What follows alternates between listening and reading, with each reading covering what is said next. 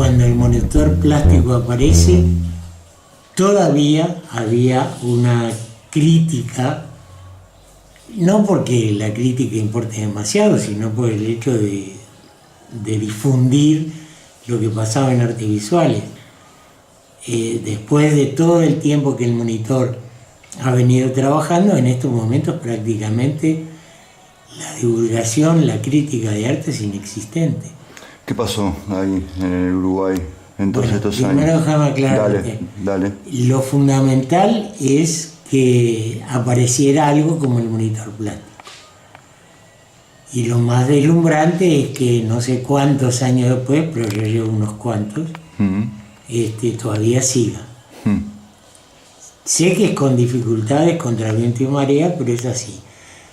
¿Por qué ha desaparecido la crítica de arte? Y porque hace poco escuchaba una de estos programas que hacen en un canal de cable que se llama, creo que es Asuntos Públicos o algo así, aparecía, no me quiero olvidar del nombre, pero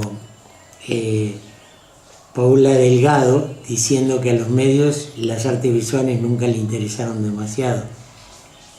Y yo creo que es así, pero además tiene que ver con un deterioro cultural general del país, ¿tá? Ahí va. Que paradojalmente, o no tan paradojalmente, coincide con el periodo de tiempo en que la izquierda logra ceder al gobierno, si es que lo que tenemos es un gobierno de izquierda. Pero bueno, eso sería otro tema, historia. Pero hay un serio deterioro cultural. Se han cerrado un montón de espacios, no solo por razones de aquí, sino que tiene que ver también con situaciones a nivel global. Es decir, la crisis económica que perjudicó a Europa hizo que el Instituto Goethe, por ejemplo, que era una sala prestigiosa, yo la asesoré en el área de arte contemporáneo durante mucho tiempo, cerrara. Ahora, ¿cómo es que no surgieron? La Alianza Francesa prácticamente no tenga exposiciones. Que el Centro Cultural de España, que era un lugar imponente, recién ahora esté repechando y teniendo alguna actividad un poco más asidua. Pero junto con eso se cerraron todo otro montón de espacios. ¿Tá? Digamos, se me ocurren dos ramas. Por un lado, la actividad estatal, por ejemplo, con respecto a lo que pasó con el Museo Nacional, el cambio de director, hablando del periodo de transición, ¿no? Que salió Kallenberg, vino Jacqueline, después vino Mario, ahora está Enrique. ¿Eso expresa algo de un poco, decíamos que tenemos un gobierno que hizo algo por las artes visuales o por la cultura? Me metiste en un tema que es difícil precisar en ciertos términos, precisar con cuidado, quiero decir. Yo creo que la dirección de Jacqueline Lacasa, aunque tuvo una contra impresionante, significó un cambio sustancial. Es decir, fue un museo vivo, un museo activo. Se le reprochó que ahí se hacían comilonas, no era cierto.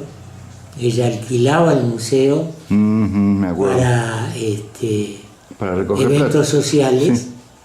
Creo que se hizo una cosa en una embajada, no me acuerdo. Sí, ¿no? Y además el desfile del atelier de Ana Livni y otra serie de cosas que dejaban mucho dinero al museo. Y ella estaba casi todo el día en el museo, organizó cosas impresionantes, como el ciclo de satélites de amor, claro, donde yo participé. Nosotros no también. Solo como curador, sino además, en un texto que ella después sacó, donde cada uno de nosotros tenía que elegir una obra de arte. Y fue una actividad riquísima. Luego vino lo de Mario Sagradini, sobre el cual no prefiero opinar porque fue un museo. Si el otro era un museo absolutamente abierto hacia todo el mundo, el museo de Mario fue absolutamente cerrado. ensimismado. Y el de Enrique Aguerre, es decir, tiene una actividad, yo creo que buena, con los escasos rubros que tiene, porque él empezó con un presupuesto y luego terminó con otro. Creo que es una actividad muy buena porque combina, yo lo peleo mucho porque, es decir, él, le digo que a mí nunca me convoca, y él que tiene otros curadores o curadoras más frecuentemente solicitados, pero creo que el museo tiene una muy buena actividad. O sea que sigue como un promedio entre lo de Jacqueline y Mario, lo de Enrique. Sí. Pero más que nada me refería al tema de si el de Jacqueline era la exaltación y el de Mario Sagradini era el ensimismamiento, ahí está. Digamos, el de Enrique Aguerre es la va por el camino del medio. Mesura. Ahí está. Ahora, no, decía porque puse el museo como ejemplo, porque es nuestra casa. Yo ¿sí? Hablaba del museo, pero quedan otras cosas. Claro, exacto. Digo, en el museo la gran ventaja que tiene es que además hay un director de museo que programa las cosas como director de museo, porque creo que hay otros dos espacios que son importantísimos y que son oficiales, que es el Espacio de Arte Contemporáneo y el Centro Municipal de Exposiciones, más conocido como SUBTE, donde ahí yo hago una crítica a quienes están a cargo de la dirección de esos dos centros, que están haciendo un proyecto curatorial individual y no una dirección de museo volcada hacia el medio. Aparte de que, es decir, ya ahí sí que me meto en un lío que no es ni siquiera el lío de lo político, el lío de lo que pasa con el arte contemporáneo en el Uruguay. Bueno, en el EAC yo te diría que no solo en el Uruguay, porque trae propuestas de un montón de países, a cuál de ellas más estúpida, es decir, más insustancial. Está asociado al arte contemporáneo eso, lamentablemente. No necesariamente. En el Uruguay hay artistas contemporáneos notables. Ahora vamos a ir al tema del arte contemporáneo porque era un punto que quería tocar justamente. Yo lo que te digo es eso, yo, mientras pudiera haber exposiciones, ojo, no te olvides que, por ejemplo, el EAC tiene en su plantel administrativo, pero no es solo administrativo, a toda la gente que trabajó con Tamara Cubas en una experiencia formidable como fue Plataforma. Cierto. Y sin embargo, ahora no pasa prácticamente nada. Es decir, no es solo mi opinión, estoy cansado de escuchar gente que me dice, no, yo dejé de ir a LEAC porque... Y con el SUBTE, ojo algo, le está pasando prácticamente lo mismo. Es decir, hay mucha cosa que es absolutamente insustancial. Ahora, antes de llegar, vamos a volver como un rulo al tema del arte contemporáneo. No, me faltó la otra parte, ¿cuál? Que es qué pasa con el MEC. Ajá. ¿Está? Sí. Bueno, ahí yo creo que también ha habido un franco deterioro. Provetto, es decir, dejaba hacer, nunca se metió en nada, dejó hacer, y había un director de cultura como Mardones que se fogueó y terminó siendo un muy buen director. Sí. Luego vino, frente a la renuncia de Provetto, María Simón, creo que fue en ese orden, sí, que fue un lujo como ministra de Cultura, absolutamente un lujo. 3.000 y pico de personas de la cultura firmamos para que Pepe Mujica le eligiera como ministro y no nos dio pelota ni las firmas recogidas ni a nada. Vino Ehrlich, que no fue tan malo, y además, es decir, cuando renuncia a Mardones, viene mi muy querido amigo, loco total, pero excelente director de cultura, que fue Hugo Achugar. ¿Está? Sobre el MEC de María Julia Muñoz. ¿Querés hablar? No sabe, no contesta.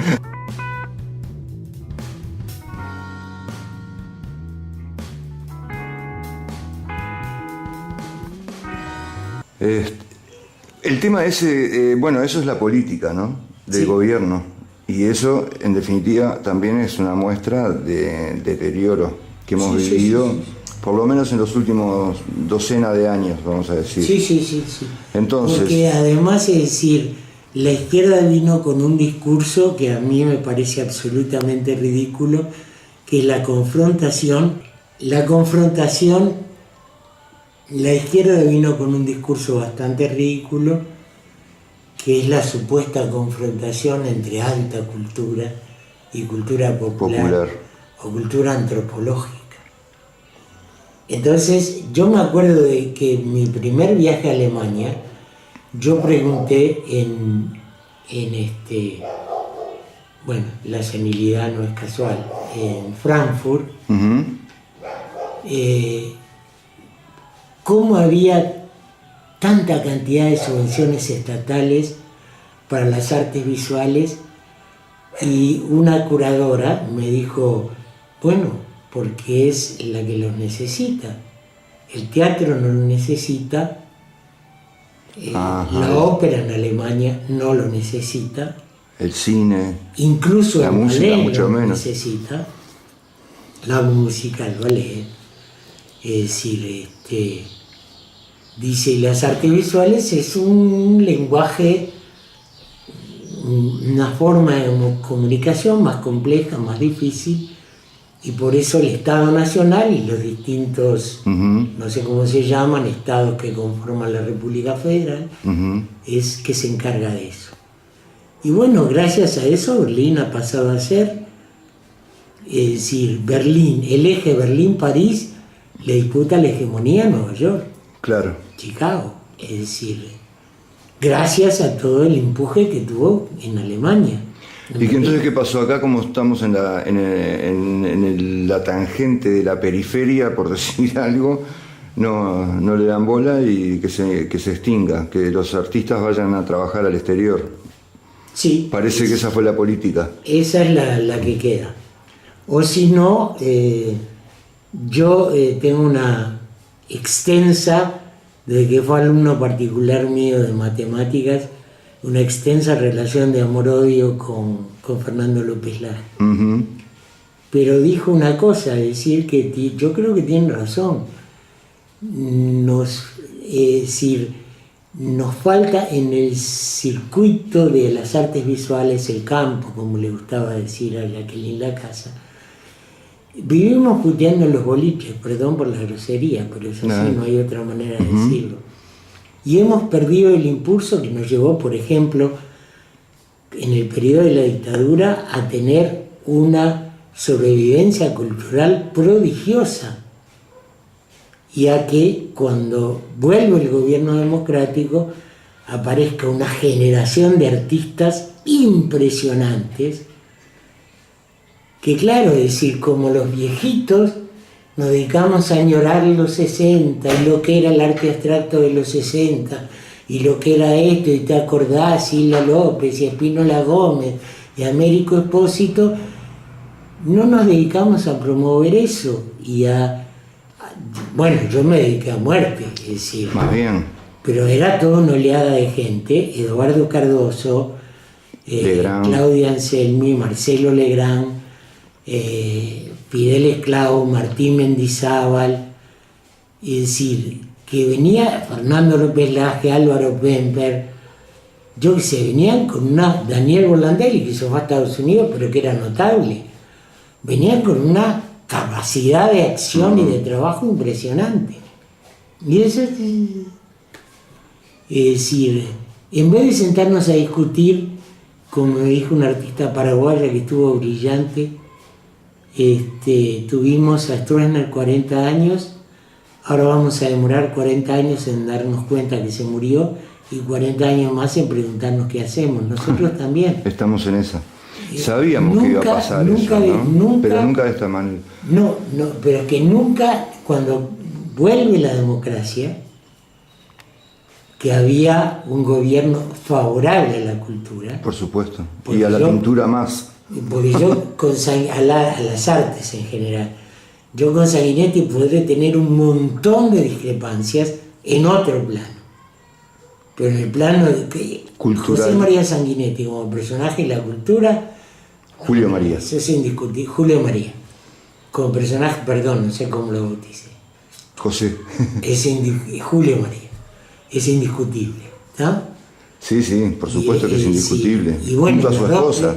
Las dos presidencias de él significaron, por ejemplo, que tuviésemos aquel maravilloso parque de esculturas al lado del llamado Edificio Libertad, que ahora agoniza penosamente, fue vandalizado de arriba abajo, y yo lo único que logré de tanto inflarle la paciencia a Hugo Echuber es que se sacara el tótem de Salustiano Pintos, que es un escultor prodigioso y que tiene 40 horas en todo el Uruguay. Claro, sí tiene. Sí, capaz que sos generoso.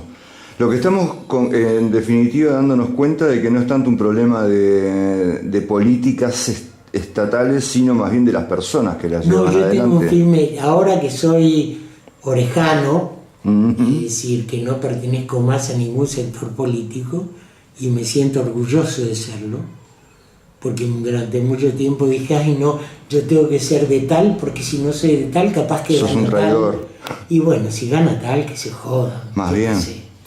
No es mi problema. Ahora que yo soy orejano, tengo que reconocer que yo sufrí un montón de expectativas en algo que no se dio, que no fue, y es un problema mío. Pero no, o sea, pero ¿por qué no se dio? Porque no era un problema de política, sino de personas. Exactamente eso es lo que iba a decir, te iba a contestar. Porque no se eligen las personas capacitadas para los cargos que son necesarios. Porque el mismo Hugo me dijo, yo estoy obedeciendo órdenes, Pincho, yo soy un soldado. Sí, pero Hugo era un soldado, no era un soldado pasivo, y Mardones tampoco. No, Mardones tampoco. Tampoco.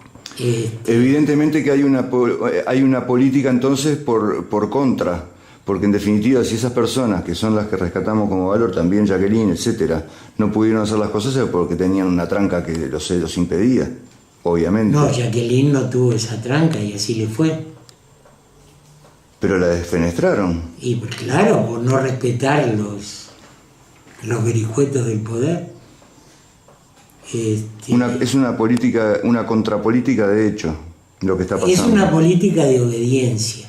Ahí va. ¿Está? El niño, yo se lo dije una vez a Enrique Aguirre, le digo, estás destacándote demasiado, tenés cuidado. Cierto. Por una cosa que una vez me dijo Nancy Bacello, la queridísima Nancy Bacello, que me dijo, Alfredo, estás asomando demasiado la cabeza, tenés cuidado, te la van a cortar. Sí. ¿Eso pasa acá porque somos uruguayos y le pasa a todo el mundo que es uruguayo? Yo creo que es una característica muy nuestra, ¿no? Con Hugo Echuber nos quedamos con ganas, nos sacamos la gana de hacer una exposición sobre lo cursi.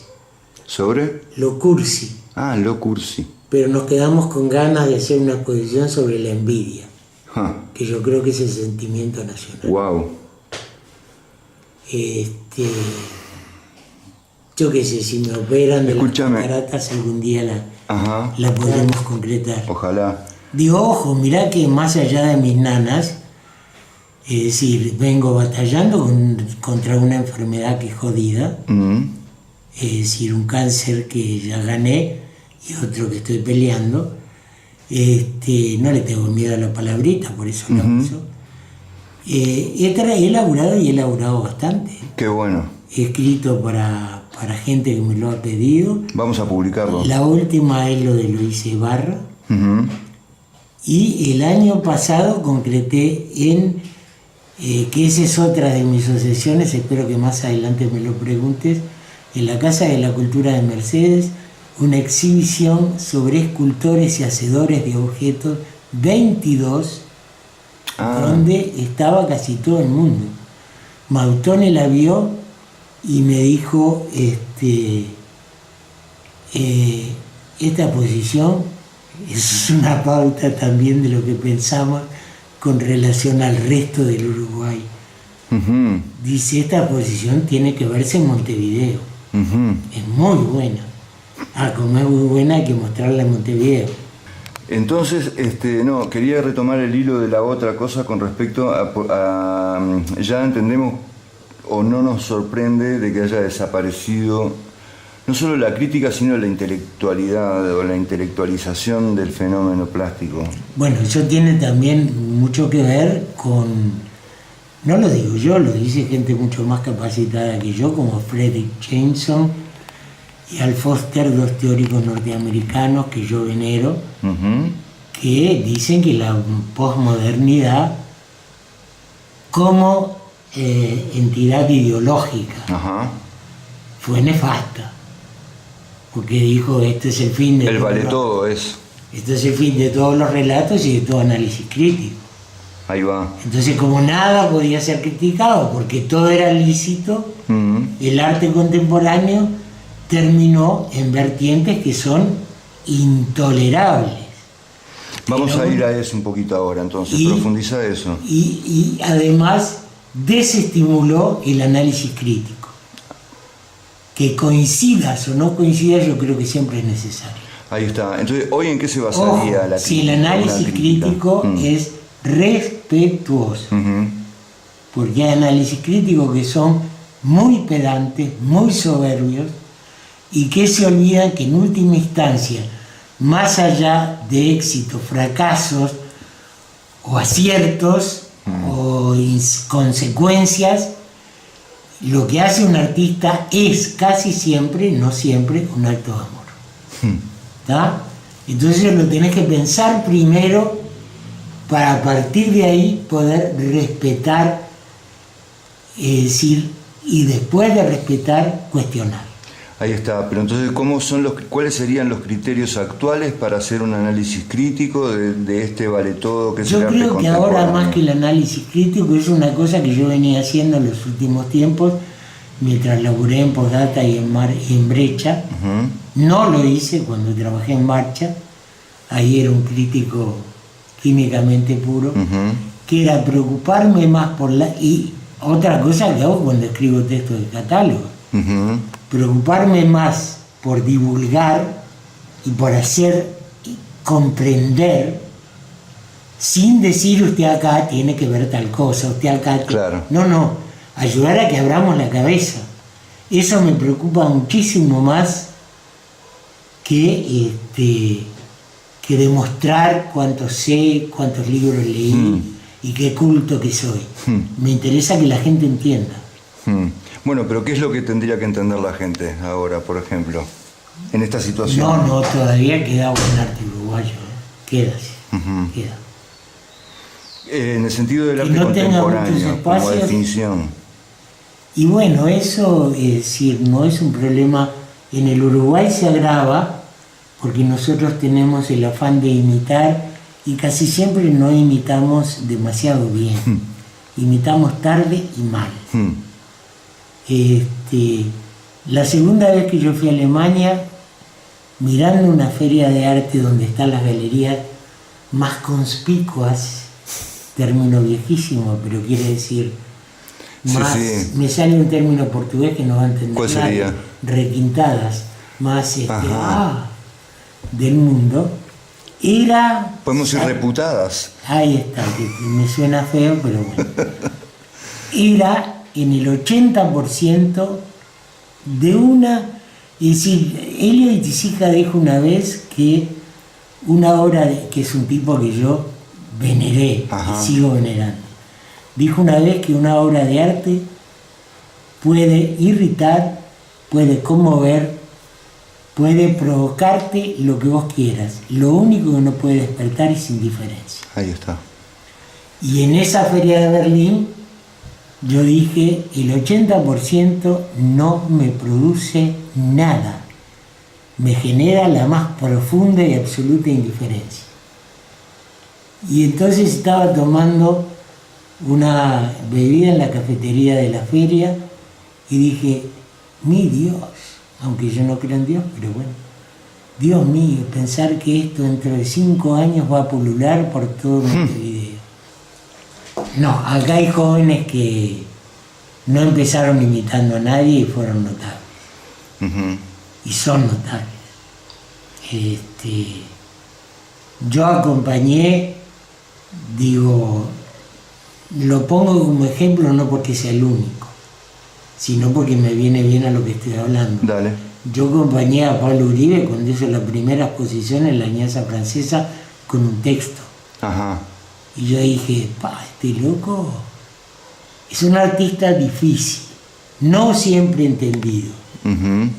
Pero yo creo que es un artista muy serio y muy riguroso. Uh-huh. Y como él te podría citar otros tantos.